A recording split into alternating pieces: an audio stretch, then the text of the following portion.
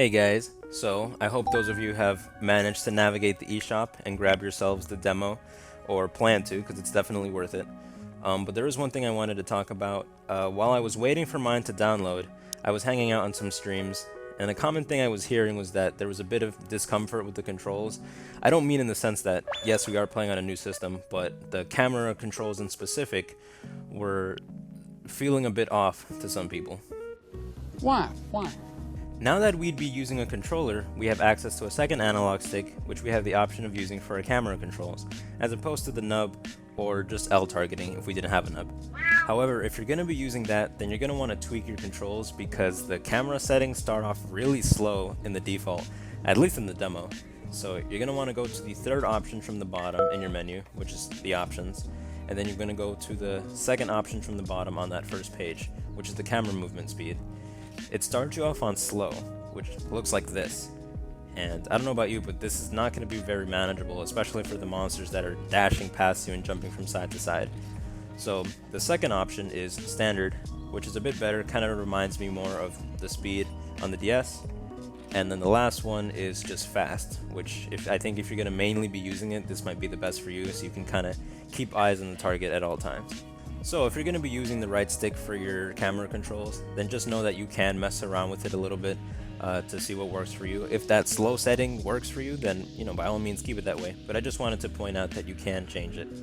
And if you do like the L targeting, then don't worry, that's still in the game.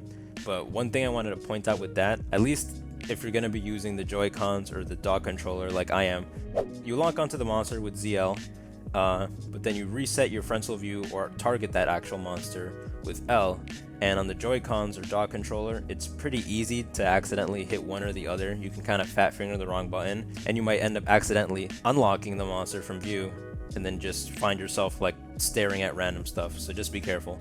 I don't have one yet, but I feel like once you have a Pro controller, I don't think that'll be as big of an issue. And there's just a couple more things. Have we ever tried to go into the other area and you're just running into a wall, and then it turns out that the area is over there? Am I the only one who does that? Well, anyways, for this reason, I kind of like to have the open map view when I'm in the area that I'm fighting in. Here, if you want to zoom in on the map once you're already in there, you either have the option of going to your menu and hitting Y, or you can press down on your left stick and that'll toggle the map for you. Also, while you do have the menu open, you can go ahead and press X, and that'll do the pinging for your cats or for your teammates.